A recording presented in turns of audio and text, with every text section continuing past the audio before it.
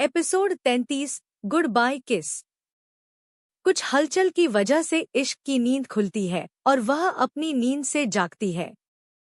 जैसे ही उनने हल्की हल्की पलकें खोलकर सामने की तरफ देखा तो झिलमिल आंखों से उसे अपने सामने एक आकृति नजर आती है। थोड़ा सा नींद से जागकर जब वह होश में आती है तो आकर्ष उसके सामने खड़ा था और अपने दोनों हाथ बांधे उसे मुस्कुराता हुआ देख रहा था। उसे अपने सामने देखकर इश्क हैरान हो जाती है। वह हैरानी से पूरी तरह से अपनी आंखें खोल लेती है और इधर उधर देखने लगती है। अब उसे एहसास होता है कि वह अपने कमरे में नहीं है बल्कि आकर्ष के जेल हाउस वाले कमरे में है।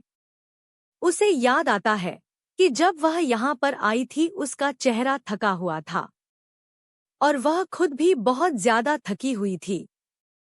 आकर्ष ने जब उसे मसाज दिया तो पता नहीं उस पल उसे क्या हुआ कि उसे नींद आ गई और वह सो गई। वह कितनी देर तक यहाँ सो रही थी और वह इस तरीके से एक पेशेंट के कमरे में ऊपर से जेल हाउस में कैसे सो सकती है। इश्क जल्दी से उठकर बैठ जाती है और अपना सर पकड़ लेती है।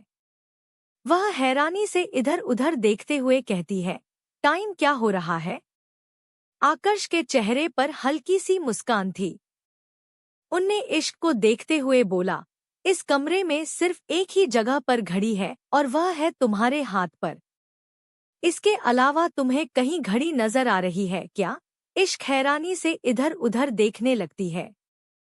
वह कैसे भूल गई कि वह एक कैदी के कमरे में है और उसके पास घड़ी कहाँ से होगी। उनने जल्दी से अपनी कलाई उठाई और उसमें देखने लगी और जो समय हो रहा था उसे देखकर तो वह हैरान हो गई। वह इतनी देर तक कैसे सो सकती है? सच में पिछले कुछ दिनों से वह बहुत ज्यादा थक गई थी और अपने साथ हुए हादसे की वजह से वह और ज्यादा उलझती चली जा रही थी। उसे सच में एक अच्छी नींद की जरूरत थी। आकर्ष के मसाज करने पर उसे सच में बहुत अच्छा लग रहा था और उसे हल्की हल्की नींद आने लगी। उसे पता ही नहीं चला वह कब सो गई और कितनी देर तक सोती रही। वह जल्दी से उसके सिंगल बेड से खड़ी होती है और उसे देखकर कहने लगी, तुमने मुझे जगाया क्यों नहीं? तुम बहुत सुकून से सो रही थी। मैं तुम्हारी नींद खराब नहीं करना चाहता था। आकर्ष ने कंधे ऊंचकाते हुए बेफिक्री के साथ कहा, तुम्हारा दिमाग खराब हो गया है क्या? यह नींद मेरी नौकरी से ज्यादा इम्पोर्टेंट नहीं है। वह बेड से नीचे उतरते हुए कहती है, मुझे ड्यूटी के टाइम पर सोने की परमिशन नहीं है और खास कर कि एक पेशेंट के कमरे में तो बिल्कुल भी नहीं। तुम्हें पता नहीं आकर्ष, अगर हॉस्पिटल में किसी को पता चल गया ना कि मैं इस तरीके से इतनी देर तक तुम्हारे कमरे में तुम्हारी बेड पर सो रही थी और मैं आज का सेशन नहीं लिया है, तो मेरी नौकरी चली जाएगी और मुझे नौकरी से निकालने वाले सबसे पहले होंगे डॉक्टर पारस। वह तो एक पैर पर खड़े हैं मुझे नौकरी से निकालने के लिए। पता नहीं मेरी उनसे क्या दुश्मनी है। वैसे मेरी उनसे कोई दुश्मनी नहीं है। उनकी गर्लफ्रेंड है ना, वह मेरी दोस्त की रिसेप्शन की जगह लेना चाहती है और मैं उसके खिलाफ कंप्लेंट करने वाली हूँ। बस इसी बात का वह मुझसे बदला लेंगे। वह तो बस मौके की तलाश में है कि किसी तरीके से मेरी एक गलती उसके सामने आ जाए और वह मेरी शिकायत मैनेजमेंट से कर दे और मेरी नौकरी चली जाए। इश्क उस छोटे से कमरे में अपने सामान को ढूंढते हुए आकर्ष से यह सब कह रही थी। उनने देखा कि उसका बैग एक स्लैब पर रखा हुआ है जहां पर एक सिंगल गैस का चूल्हा रखा हुआ है। उसी के बगल में उसका महंगा फो का बैग रखा हुआ है और उसका डॉक्टर वाला कोट वह सामने कुर्सी के ऊपर बेदर्द तरीके से पड़ा है। उनने जल्दी से कोट उठाया और उसे पहनने लगी। स्लैब से अपना बैग लेते हुए उनने देखा कि उसके बैग के हैंडल पर पानी लग गया है इतना महंगा बैग और इस तरीके से कहीं भी पड़ा हुआ है, यह देखकर उसे थोड़ा सा सदमा लग रहा था। पर उनने इस बात को इग्नोर कर दिया और आकर्ष को देखकर कहने लगी, थैंक्स तुमने जो मेरे लिए किया है। वैसे मैंने जो तुम्हारे लिए किया है उसके लिए एक थैंक्स काफी नहीं है। अगर तुम सच में मुझे थैंक्स कहना चाहती हो तो एक किस काफी होगा। सॉरी। इश्क की आंखें एकदम से चौड़ी हो जाती है और उनने हैरानी से आकर्ष को देखकर उसे कहने लगी, क्या उनने कुछ गलत सुन? उसकी भौहें तन गई थी और चेहरे पर हल्का गुस्सा भी आ गया था। उनने गुस्से में आकर्ष से कहा, तुम मुझसे किस मांग रहे हो? आकर्ष की हंसी छूट जाती है और वह हंसते हुए कहता है, देखो वैसे तो मेरी कोई गर्लफ्रेंड बन नहीं सकती है, तो आसपास जो दिख रही है सोचा उस पर ट्राई मार लूं। इश्क के चेहरे पर गुस्सा पसर जाता है। उनने गुस्से में आकर्ष को देखा और अपने दोनों हाथ बांधकर उससे कहा, मैं तुम्हारी कोई गर्लफ्रेंड नहीं हूं और ना ही मुझे तुम्हारी गर्लफ्रेंड बनने का कोई शौक है डॉट। पर अगले ही पल आकर्ष ने उसकी कमर पकड़ ली। इश्क हैरान हो जाती है और हैरानी से उसे देखने लगती है। उसकी आंखें एकदम बड़ी हो गई थी और होंठ खुल गए थे, क्योंकि आकर्ष की गर्म सांसें वह अपने चेहरे पर महसूस कर सकती थी। आकर्ष हल्का सा झुकता हुआ इश्क की आंखों में देखता है और उससे कहने लगा, एक बार तुमने मुझसे कहा था कि जब तुम घर से बाहर निकलती हो तो अपनी माँ को गुड बाय किस देती हो। क्या हो जाएगा अगर तुमने मुझे एक बार गुड बाय किस दिया तो? आकर्ष की इतनी करीबी से इश्क हड़बड़ा गई थी। उसकी सांसें तेजी से चलने लगी थी और उसके मुंह से शब्द ही नहीं निकल रहे थे। उसे खुद के अंदर एक बेचैनी सी महसूस होने लगी थी। उसे पता ही नहीं चला कि कब उसे अपने गालों पर एक नरम और गर्म एहसास होता है। आकर्ष के होंठ इश्क के गालों को छू रहे थे। आकर्ष ने इश्क के गालों को चुम्मा और अगले ही पल उसे छोड़ दिया। उनने इश्क की आंखों में देखकर उससे कहा, बाय जल्दी मिलते हैं। इश्क की सांस तेजी से चलने लगी थी। उनने आकर्ष को देखकर हल्की सी हाँ में सर हिलाया और अगले ही पल तेज कदमों से वह दरवाजे की तरफ बढ़ गई। कमरे से बाहर निकलकर उसकी सांस जो वह तेजी से ले रही थी उसे उनने स्थिर करना शुरू किया। उसे शर्मिंदगी महसूस हो रही थी। उसका पूरा गाल एकदम लाल हो गया था। इश्क धीरे से अपने हाथ उठाकर अपने गालों को छूती है और ना चाहते हुए भी उसके चेहरे पर एक शर्म की लाली आ गई। उसे पता ही नहीं चला वह मुस्कुराने लगी थी। हल्की हल्की सी मुस्कान उसके होठों पर बिखर गई थी। इश्क जब जेल हाउस के रिसेप्शन एरिया में आती है और वहां पर अपनी जाने का टाइम और साइन कर रही थी तो उनने सामने एलईडी स्क्रीन की तरफ देखा। वह हैरान हो गई। स्क्रीन पर इस समय कुणाल की न्यूज़ चल रही थी और हेडलाइन में लिखा था कि कुछ समय पहले कुणाल की भाई की मौत हो गई थी, जिसकी वजह से उनके भाई का सारा बिजनेस भी अब कुणाल के नाम पर ट्रांसफर कर दिया गया है।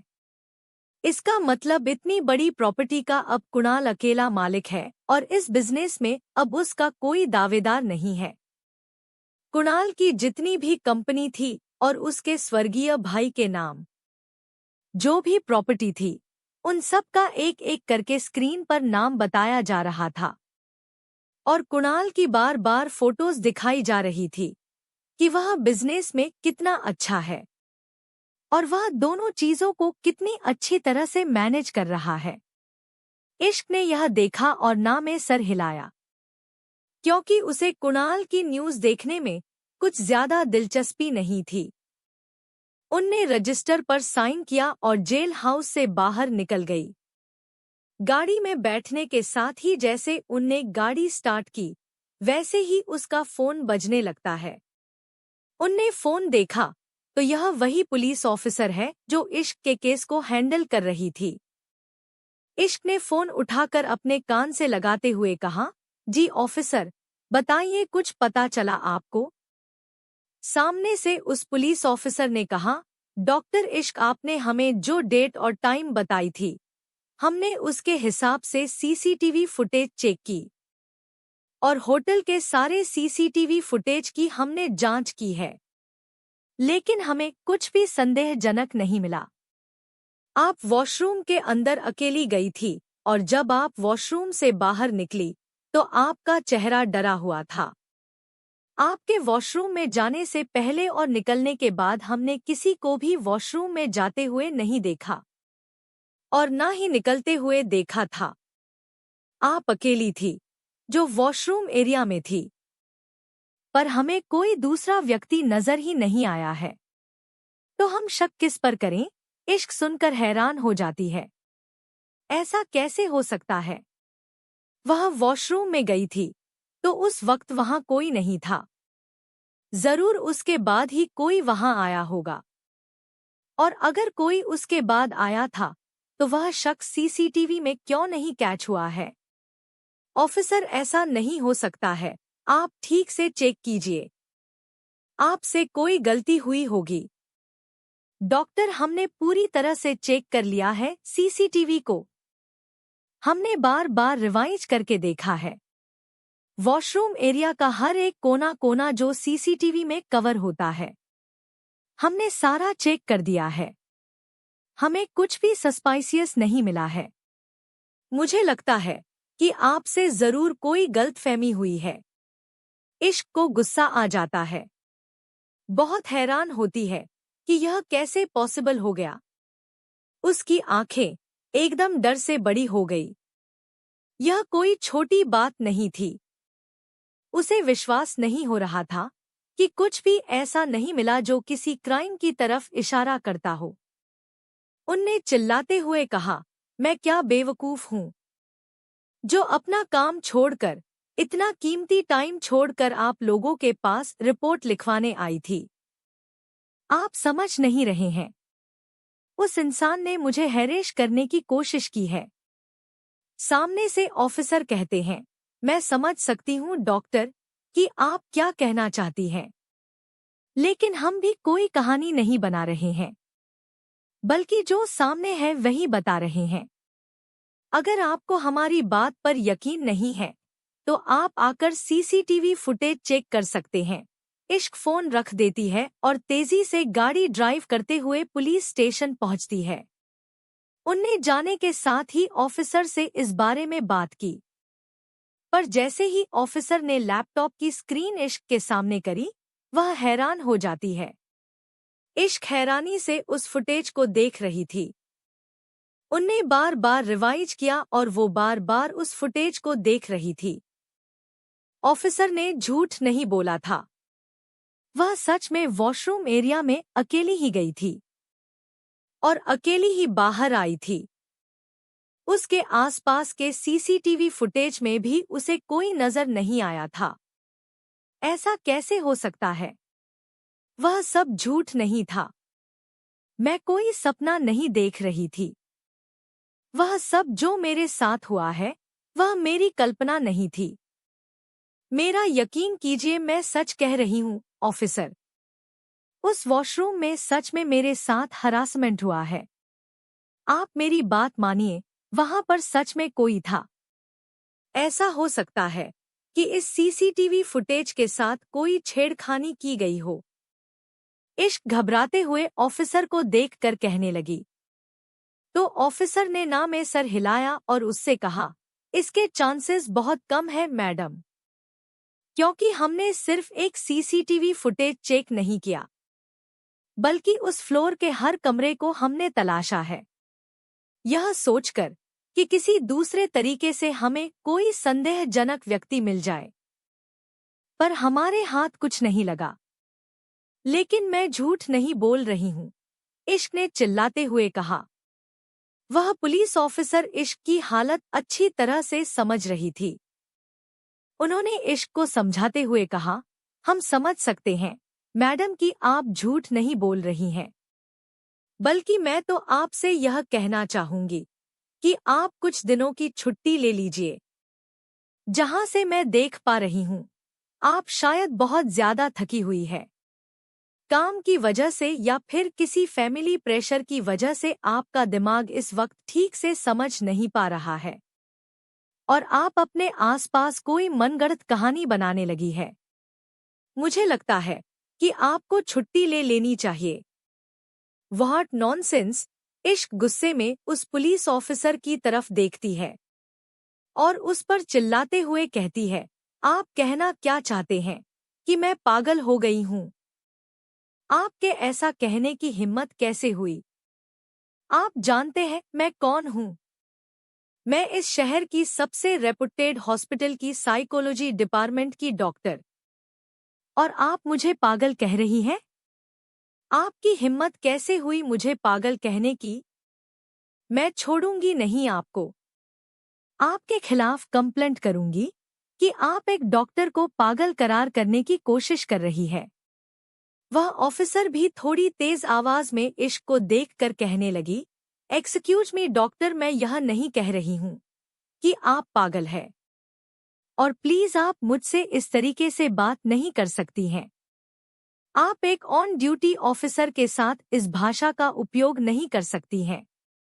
यह इल्लीगल है। एपिसोड 34। किमची। मैडम, आप एक ऑन ड्यूटी ऑफिसर के साथ ऐसे बात नहीं कर सकती हैं। उस पुलिस ऑफिसर ने इश्क को धमकाते हुए कहा। तो इश्क ने भी अपनी दोनों हथेलियां मेज पर पटकी और एक झटके से कुर्सी से खड़े होते हुए उस ऑफिसर को देखकर कहने लगी, अच्छा, मैं एक ऑन ड्यूटी ऑफिसर के साथ ऐसे बात नहीं कर सकती हूँ। और एक ऑन ड्यूटी ऑफिसर एक रिस्पेक्टिव डॉक्टर से किसी भी तरीके से बात कर सकता है? आपको पता है मैं कौन हूँ? मैं इस शहर के सबसे बड़े अस्पताल की साइकेट्रिस्ट हूँ। और आप मुझे पागल कह रहे हैं? आप कहना क्या चाहते हैं? कहने का क्या मतलब है आपका कि मैं दिमागी रूप से पेशेंट हूँ? शायद आप भूल रहे हैं कि मैं साइकेट्रिस्ट हूँ।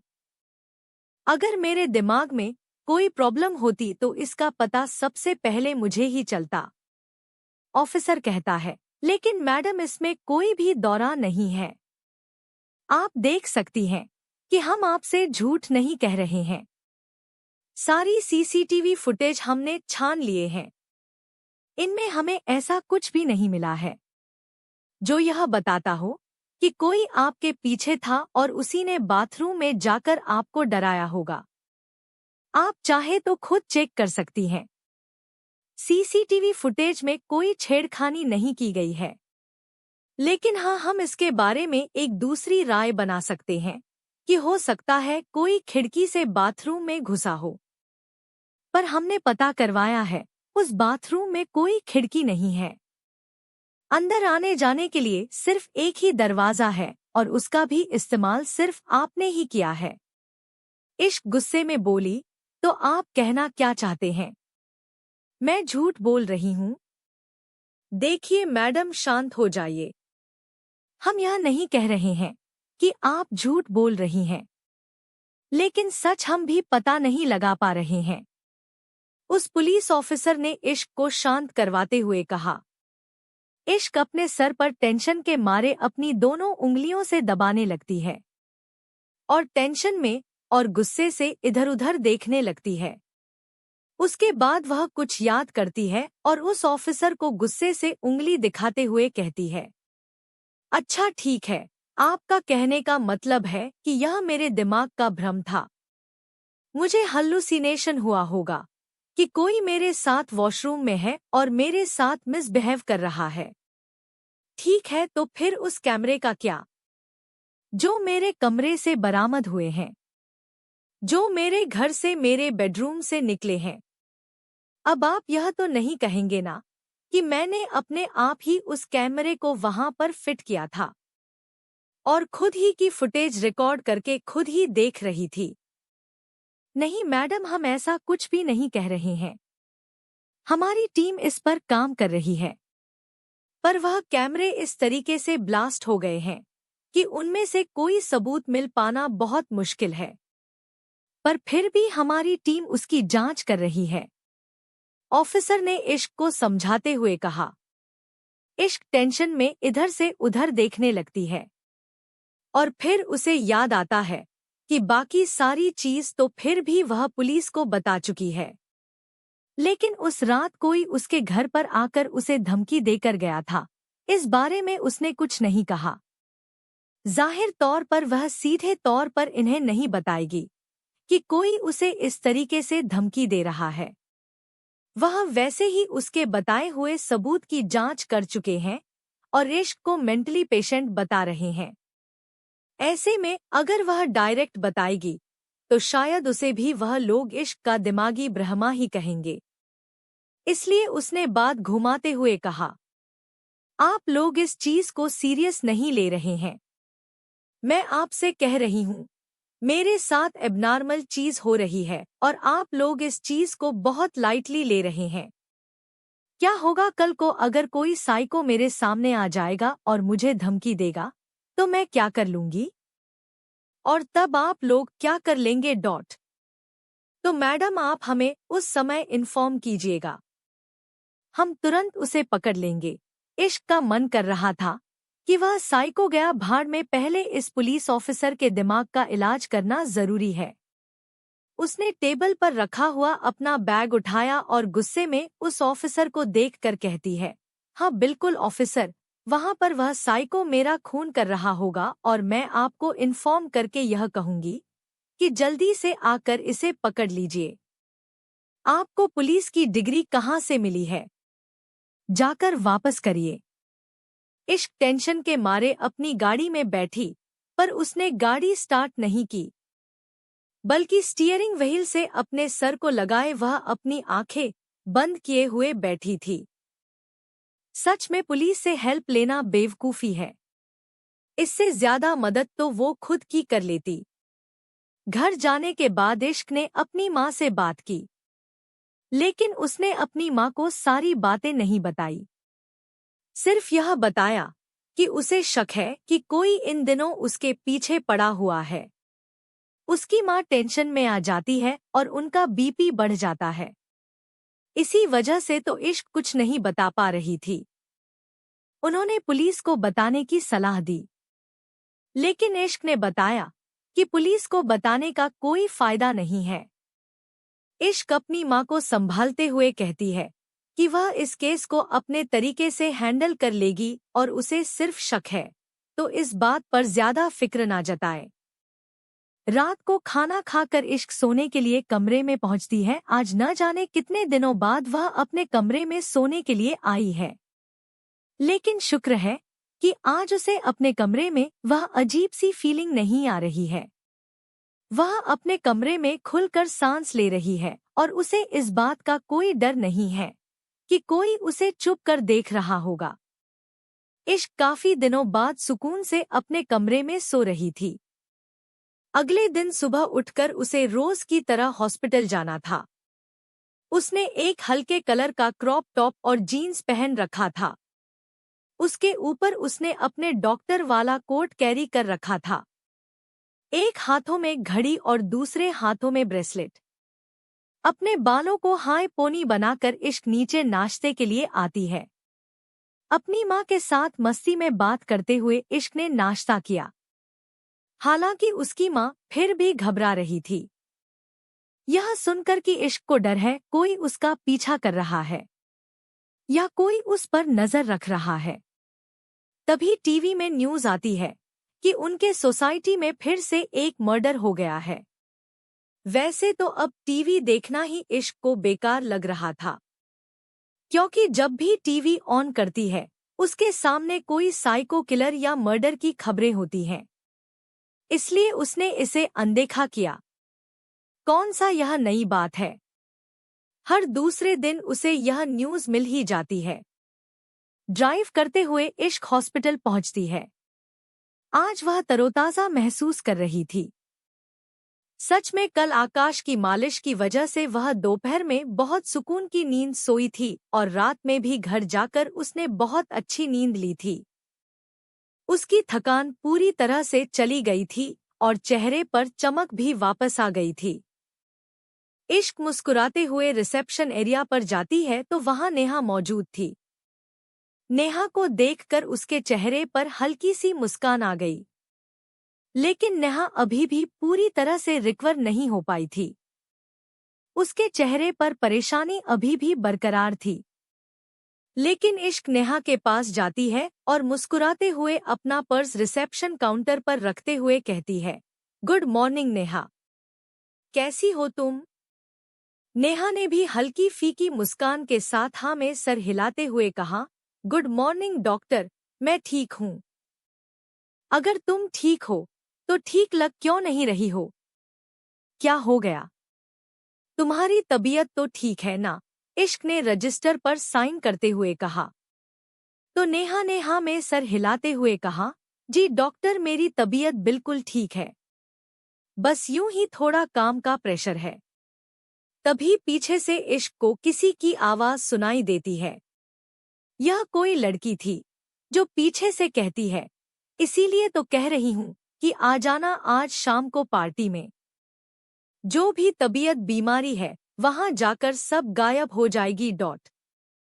इश्क हैरान हो जाती है और हैरानी से पलटकर पीछे देखती है तो उसकी आंखें एकदम से चमक जाती है और चेहरे पर एकदम से मुस्कान आ जाती है। वह चिल्लाते हुए उस लड़की को देखकर कहती है, किमची। नेहा के चेहरे पर भी मुस्कान थी और वह भी किमची को देखकर मुस्कुरा रही थी।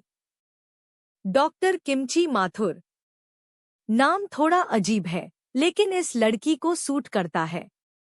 किमची इश्क की जूनियर है और इस वक्त इश्क से एक अच्छी साइकेट्रिस्ट बनने की ट्रेनिंग ले रही है। लेकिन इसके अलावा वह दोनों हम उम्र है और अच्छे दोस्त भी हैं। किमची और इश्क की मुलाकात एक सेमिनार के दौरान हुई थी और उसके बाद किमची को ट्रेनिंग के लिए इश्क के अस्पताल में रेफर कर दिया गया था, जहां पर वह इश्क से ही साइकेट्रिस्ट बनने की ट्रेनिंग ले रही थी। लेकिन उन दोनों की दोस्ती बेमिसाल थी। वह दोनों लड़कियां आपस में जितनी मस्ती किया करती थी, उन्हें देखकर कोई कह नहीं सकता है कि वह दोनों लड़कियां दिमागी डॉक्टर हैं। किमची तेजी से भागते हुए इश्क के सामने आती है और दोनों एक दूसरे के गले लग जाती है। नेहा मुस्कुराते हुए उन दोनों को देख रही थी, लेकिन उसकी मुस्कान फीकी और हल्की थी। इश्क किमची के गले लगते हुए कहती है, तू आ ही गई फाइनली। पूरे 1 महीने की छुट्टी के बाद तू वापस आ ही गई। कैसा था तेरा यूरोप का टूर? और आंटी कैसी है अब? किमची इश्क से अलग होती है और उसे देखकर कहती है, हाँ हाँ मम्मी बिल्कुल ठीक है।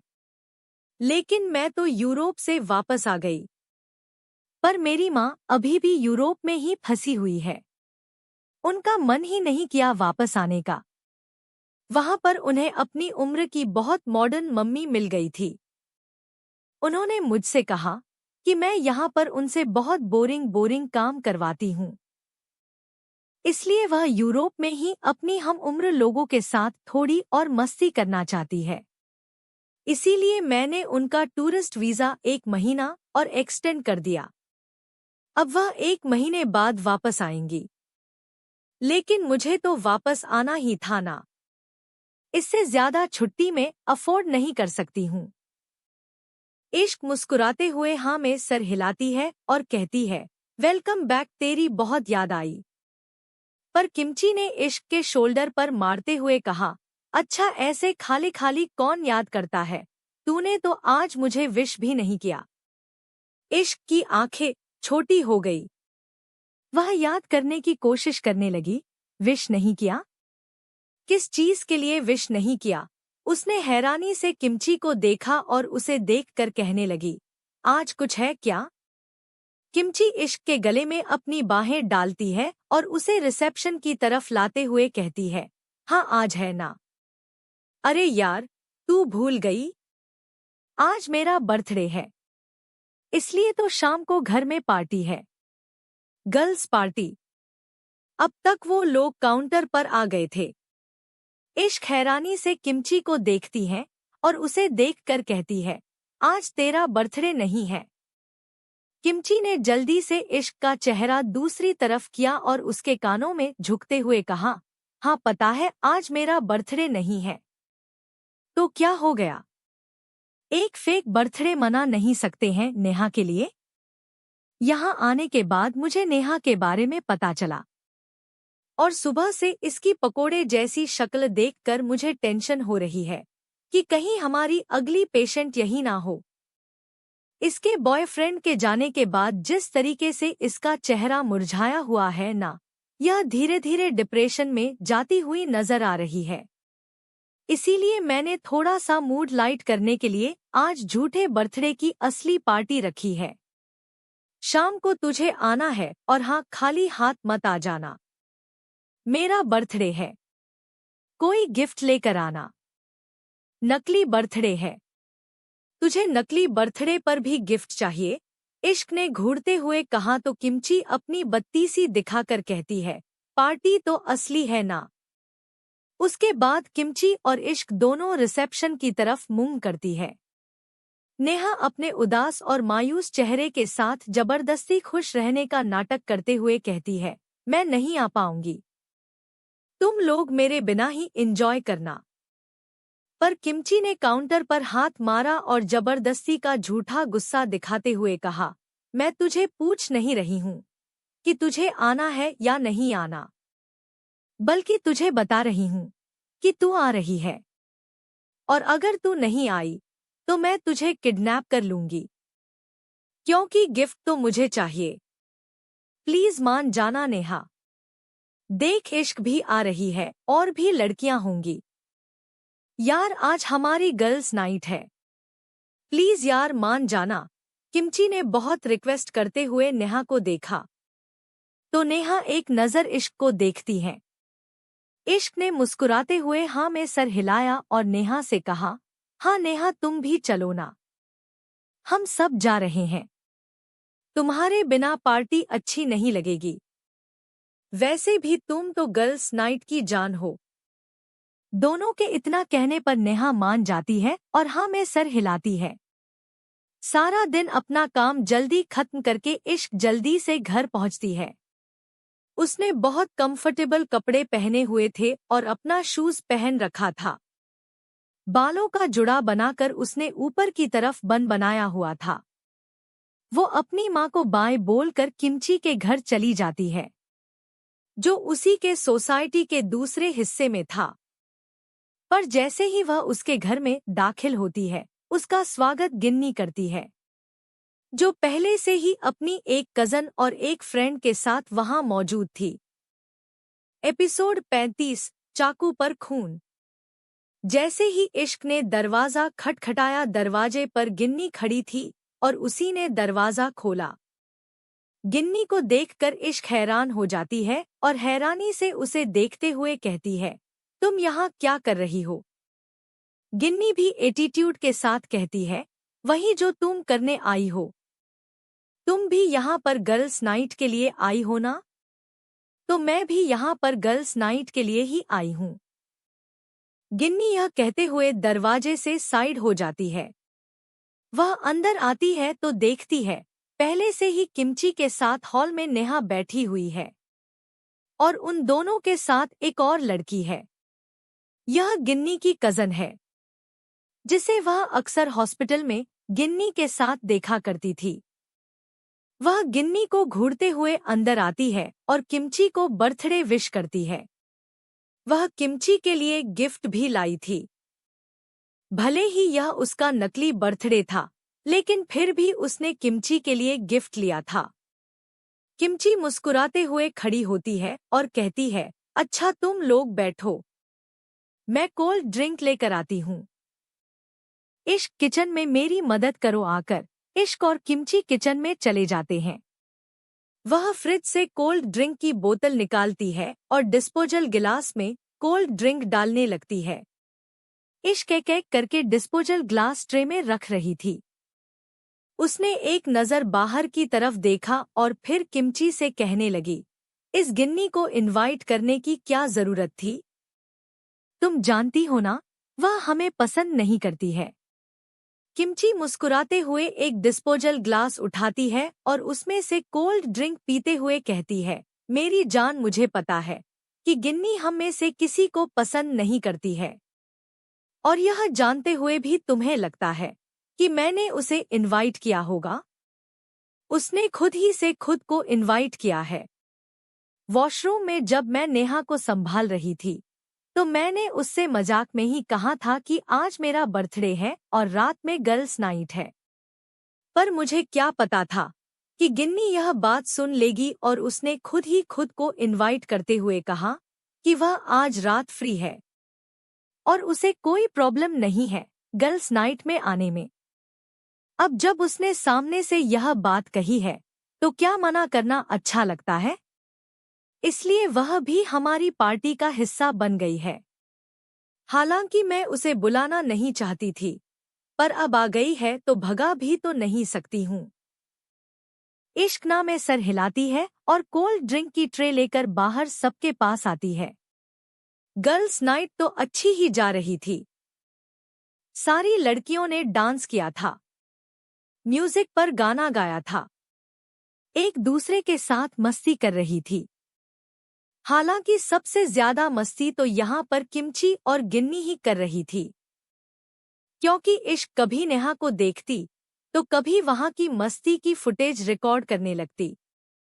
वैसे नेहा भी यहाँ पर नॉर्मल ही लग रही थी। अब तक उसके चेहरे पर जो भी परेशानी थी वह सारी पार्टी में आने के बाद थोड़ी कम होती नजर आ रही थी। आखिरकार किमची का पार्टी का आइडिया काम कर ही गया था और इस पार्टी की वजह से इश्क की लाइफ में भी जो प्रॉब्लम थी वह थोड़ी देर के लिए उसे भूल गई थी। बादशाह के नए रैप सॉन्ग पर सारी लड़कियां हॉल में खूब जोरों से वॉल्यूम बजाकर डांस कर रही थी और नाच नाच कर सब थक गई थी। सब म्यूजिक ऑफ करती हैं और सोफे पर निढाल होकर पड़ी हुई थी। ज्यादा डांस करने की वजह से सबकी सांस तेजी से चल रही थी। गिन्नी अपनी जगह से खड़े होते हुए कहती है, किसी को कुछ चाहिए क्या? मैं किचन में जा रही हूँ कोल्ड ड्रिंक लेने के लिए। किमची अपना हाथ उठाते हुए कहती है, मेरे लिए भी लेकर आना, और नेहा ने भी कहा, मेरे लिए भी लेकर आना। गिन्नी अपनी कजिन को हाथ पकड़ती है और उसे लेकर किचन में चली जाती है। वह फ्रिज से कोल्ड ड्रिंक की बोतल निकालती है और डिस्पोजल ग्लास अपने हाथ में लेती है। उसकी कजिन आगे बढ़ने ही वाली थी, लेकिन गिन्नी ने उसका हाथ पकड़कर रोक लिया और उसे कहने लगी, देखा, मैंने कहा था ना, यह नेहा जितनी शरीफ दिखती है उतनी है नहीं। थोड़ा सा मौका मिला तो अपना असली रंग दिखा ही दिया। गिन्नी की कजिन ने कहा, कैसा रंग? मुझे तो ठीक लगी वह। आज रात सबसे ज्यादा एंजॉय तो नेहा ने ही किया है।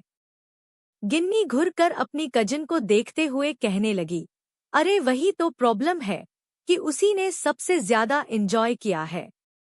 तुम्हें पता है, अभी कुछ ही दिन पहले उसका बॉयफ्रेंड की डेथ हुई है और अस्पताल में तो ऐसे रहती थी जैसे उसका हस्बैंड गुजर गया हो और वह विधवा हो गई है। इतनी मायूस और इतनी भोली बनकर रहती थी ना कि आने जाने वाले हर किसी को इस पर दया आने लगी थी। पर देखो पार्टी में कैसे ठुमके लगा लगा के नाच रही है।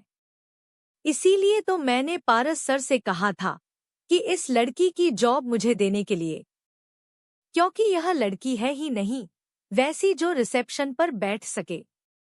बॉयफ्रेंड को मरे ठीक से 1 महीना नहीं हुआ और पार्टी के नाम पर चेहरा कैसे खिलसा गया था इसका। तभी उन्हें दरवाजे से कोई आवाज सुनाई देती है। वह दोनों हैरानी से दरवाजे पर देखती है, जहां पर गुस्से में इश्क खड़ी थी। वह तेज कदमों से उनके पास आती है और गिन्नी के हाथ से कोल्ड ड्रिंक की बोतल छीनते हुए कहती है, शर्म आनी चाहिए तुम्हें। नेहा के बारे में ऐसी सोच रखती हो तुम? मुझे लगा तुम्हारा और नेहा का कंपटीशन रिसेप्शनिस्ट को लेकर एक हेल्थी कंपटीशन है, पर मुझे क्या पता था कि तुम नेहा से जलती हो। तुम्हें क्या लगता है किमची ने यह फेक बर्थडे पार्टी किस लिए ऑर्गेनाइज की थी? ताकि नेहा का मूड ठीक हो सके और वह अपने गम से उभर सके। लेकिन तुम्हें तो इसमें भी अपना ही स्वार्थ नजर आ रहा है। शेम ऑन यू गिन्नी। इश्क यह कहते हुए किचन से बाहर आती है, पर तभी वह हैरान हो जाती है क्योंकि किचन के दरवाजे पर छुपकर नेहा उनकी सारी बात सुन चुकी थी और उसकी आंखों में आंसू थे। वह अपने आंसुओं को साफ करते हुए वापस हॉल की तरफ आने लगती है। इश्क ने उसे रोकने की पूरी कोशिश की, लेकिन नेहा हॉल में आकर अपना बैग उठाती है और अपना स्टॉल लेकर बिना कुछ कहे वह घर से निकल जाती है। किमची इस समय वॉशरूम में थी। जब वह बाहर आई तो हॉल में इश्क अपनी मायूस चेहरे के साथ खड़ी थी और गिन्नी अपनी कजिन के साथ किचन के दरवाजे पर खड़ी थी, लेकिन नेहा वहां पर नहीं थी। किमची ने हैरानी से इश्क के कंधे पर हाथ रखते हुए कहा, इश्क नेहा कहाँ गई? और यह सबके चेहरे क्यों उतारे हुए हैं? इश्क एक नज़र किमची को देखती है और उसके बाद घूरकर उसने के दरवाजे पर खड़ी गिन्नी और उसकी कजिन को देखा, जिनके चेहरे पर कोई भी एक्सप्रेशन नहीं थे और गिन्नी को अपने किए पर बिल्कुल भी पछतावा नहीं था। इश्क ने गुस्से में गिन्नी को देखते हुए कहा, तुम्हें जरा भी पछतावा नहीं है ना? तुमने जो किया है उसके ऊपर। किमची हैरान हो गई थी कि इश्क यह क्या बोल रही है, लेकिन गिन्नी ने अपने हाथ बांधते हुए कहा, मैंने क्या झूठ बोला है, सच ही तो कहा है। उस लड़की के बॉयफ्रेंड को मरे अभी ठीक से 1 महीना नहीं हुआ है। लोगों के सामने बेचारी बनने का नाटक कर रही थी और यहाँ पर हुस्न तेरा तौबा तौबा है पर डांस कर रही थी। किमची को भी अब गुस्सा आ गया था। उसने गिन्नी से गुस्से में कहा, तुम्हारा दिमाग खराब हो गया है क्या गिन्नी? तुम्हें नेहा के सामने यह सब कहने की क्या जरूरत थी? मैंने यह पार्टी रखी इसलिए थी ताकि नेहा का मूड हल्का हो सके और तुमने सारी पार्टी का मजा खराब कर दिया है। गिन्नी जल्दी से अपना पर्स उठाती है और गुस्से में किमची और इश्क को देखते हुए कहती है, और रहने दो, मुझे भी तुम्हारी इस बोरिंग सी पार्टी में शामिल होने का कोई शौक नहीं है। मुझे लगा तुम लोग कुछ इंटरेस्टिंग करोगे, पर तुम तो वही बच्चों वाली हरकतें कर रहे हो। कोल्ड ड्रिंक पीना, स्नैक्स खाना और किसी घटिया से गाने पर डांस करना, यह सब हम बचपन में किया करते थे। अगर असली पार्टी करनी होती ना, तो यहाँ पर ड्रिंक होते, बॉयज होते। वैसे भी आज तुम लोगों की वजह से मेरा बहुत टाइम वेस्ट हुआ है। लेकिन मुझे कुछ कहने से पहले किमची अपने इस दोस्त को देख लो कि यह कितने पानी में है। तुम्हें पता है, नेहा का बॉयफ्रेंड जो मर चुका है, उसके मरने के पीछे कहीं ना कहीं इश्क का भी हाथ है, क्योंकि वही थी आखिरी टाइम पर जो उसकी मौत के तुरंत बाद उसके पास थी। यह कहते हुए गिन्नी अपनी कजिन के साथ वहां से चली जाती है और किमची हैरानी से इश्क को देखकर कहने लगती है, यह क्या बकवास करके गई है? रवि के मरने का तेरे से क्या कनेक्शन है? इश्क हैरान हो गई थी। उसका दिल दोबारा से उसी डर से भर गया था। वह उस हादसे को फिर से याद करने लगी थी जब उसने रवि को बीच सड़क पर तड़पता हुआ देखा था। उसे कुछ कहते ही नहीं बन रहा था। उसने जल्दी से अपना बैग उठाया और गाड़ी की चाबी लेकर बिना कुछ कहे वह उसके घर से निकल जाती है। पार्किंग में पहुंचकर वह अपनी गाड़ी स्टार्ट करती है और सीधे सड़क पर लाकर एक कॉर्नर पर रोक देती है। उसने गाड़ी एक झटके से रोकी और उसका पूरा चेहरा पसीने से भरा हुआ था। उसे खुद ही नहीं पता कि उसे इतनी बेचैनी क्यों महसूस हो रही है। वह तेजी से सांस ले रही थी और खुद को शांत करने की कोशिश कर रही थी, लेकिन उसका मन शांत होने का नाम ही नहीं ले रहा था।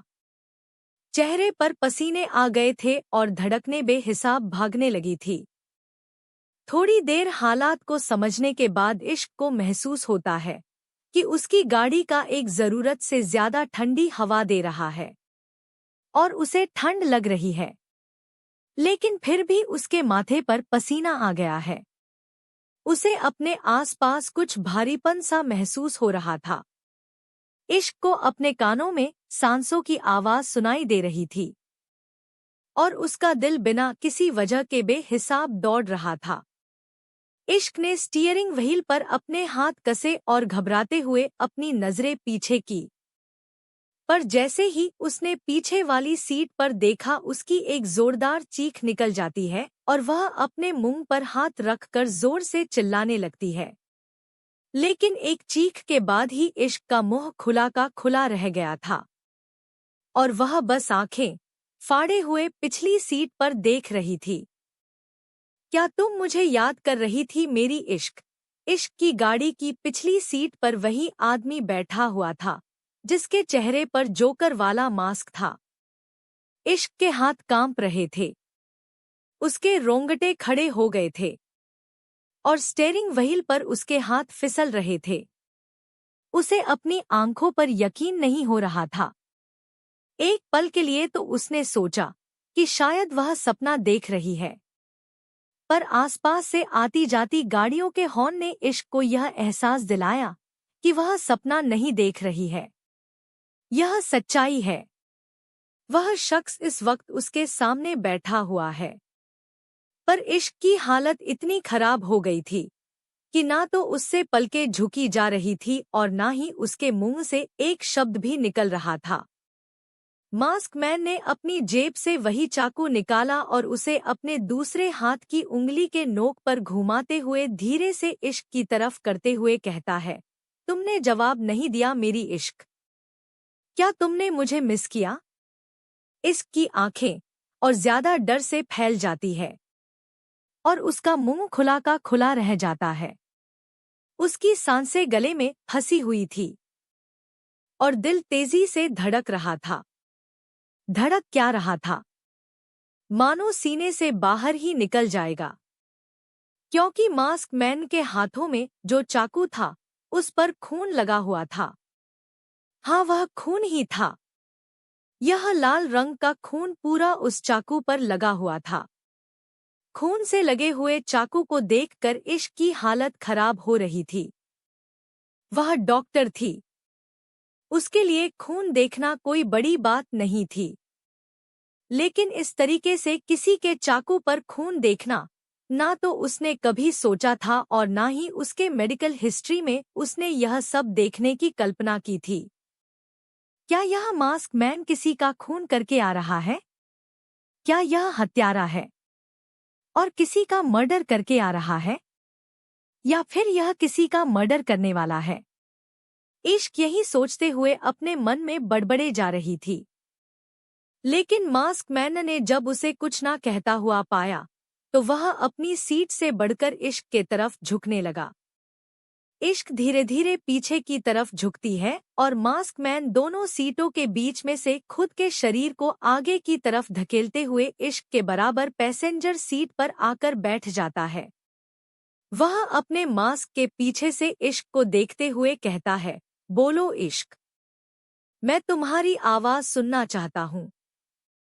इश्क के सामने इतना बड़ा आदमी बैठा हुआ था जिसके चेहरे पर एक डरावना जोकर का मास्क था, लेकिन इश्क की नजर सिर्फ उस चाकू पर थी जिस पर खून लगा हुआ था। वह तो यह भी भूल गई थी कि मास्क मैन उससे सवाल क्या कर रहा है और उसे किस बात का जवाब देना है। डर उस पर इस कदर हावी हो चुका था कि अगले ही पल वह बेहोश होने वाली थी।